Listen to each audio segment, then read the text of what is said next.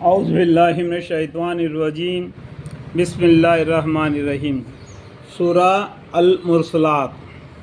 شروع کرتا ہوں اللہ کے نام سے جو بڑے مہربان نہایت رحم والے ہیں۔ قسم ہے ان ہواؤں کی، تو اللہ تعالیٰ قسم کھا کے فرما رہے ہیں، ان ہواؤں کی جو نفع پہنچانے کے لیے بھیجی جاتی ہے، جو ہوا جو نفع پہنچانے کے لیے بھیجی جاتی ہے۔ پہلا جو ہوا آتا ہے ٹھنڈا سا محسوس لگتا ہے، لوگوں کو لگتا ہے کہ ابھی بارش گرے گی، اس سے وہ خوش ہو جاتے ہیں۔ پھر ان ہواؤں کی جو تندی سے چلتی ہے، جس سے خطرات کا احتمال ہوتا ہے، ایسا ہوا بالکل زور سے چلتی ہے، اسے ڈر بھی محسوس ہو جاتا ہے، ہے نا، جیسا طوفان۔ تو ان ہواؤں کی جو بادلوں کو اٹھا کر پھیلاتی ہے، ان ہواؤں کے بھی بولتے ہیں جو بادلوں کو اٹھا کر پھیلا دیتی ہے، پھر ان ہواؤں کو جو بادلوں کے متفرق کر دیتی ہے، جیسا کہ بارش کے بعد ہوتا ہے، جیسا بارش کے بعد ہوتا ہے جو آسمان کے اوپر جو تبدیلی، ہر انسان کو اس بات کو جانتا ہے۔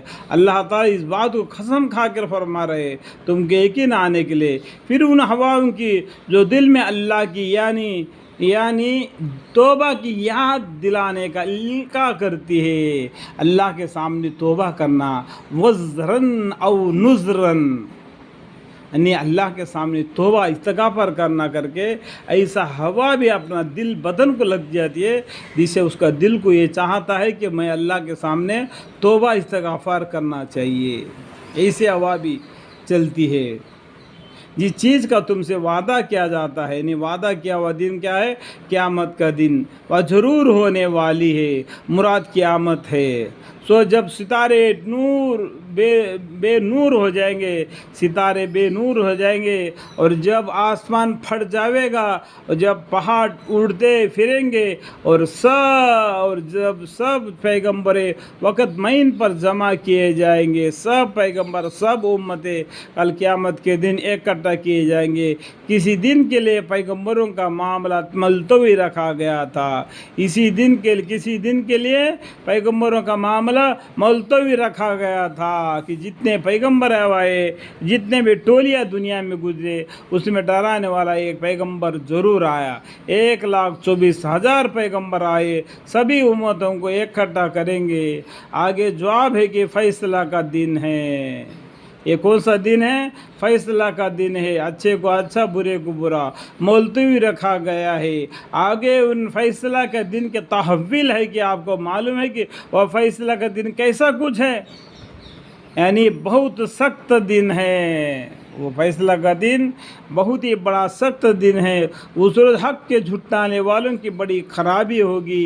حق بات کو جھٹلاتا ہے، ویل یومئذ للمکذبین۔ اس روز حق کو جھٹلانے والوں کی بڑی خرابی ہوگی۔ آگے عذاب کا تذکیر ہے، یعنی کیا ہم اگلے اور کافر لوگوں کو عذاب سے ہلاک نہیں کر چکے؟ دنیا میں وہ جو کافرانہ زندگی گزار رہے تھے، یعنی مسلمانوں کو ایذا پہنچا رہے تھے، انسانیت سے نکل کر باہر ہو گئے تھے، اللہ تعالیٰ ان کو کس طریقے سے عذاب دے دیا۔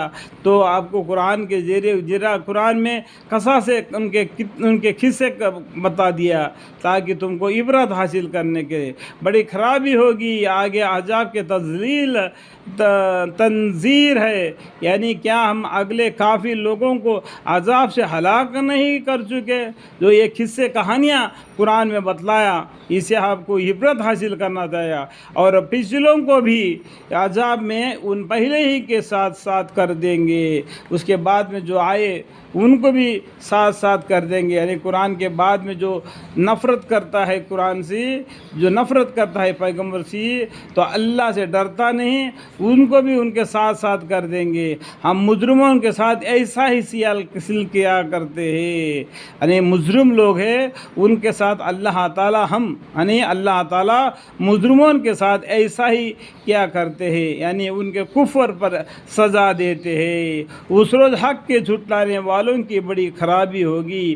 ویل یومئذ للمکذبین، آگے قدرت اعلی الباس کا تقریر ہے، یعنی کیا ہم نے تم کو ایک بے قدر پانی یعنی نطفہ سے نہیں بنایا؟ اللہ تعالیٰ انسان کو آگاہ کر رہا ہے کہ آگے قدرت اعلی باس، یعنی اللہ تعالیٰ کی قدرت کے بارے میں تم کو احساس دلاتا ہے۔ آگے قدرت اعلی الباس کے تقریر ہے، یعنی کیا ہم نے تم کو ایک بے قدر پانی یعنی نطفہ سے نہیں بنایا؟ پھر ہم نے اس کو ایک وقت مقرر، یعنی اللہ تعالیٰ نے پھر ہمیں اس کو ایک وقت مقرر کا ایک محفوظ جگہ یعنی عورت کے رحم میں رکھا، غرض ہم نے ان تکرفات کا ایک اندازہ ٹھہرایا۔ سو ہم کیسے اچھے اندازہ ٹھہرانے والے ہیں؟ ماں کے پیٹ میں اس بچے کو رکھ کے ایک اندازے سے اس کو پیدا فرمایا۔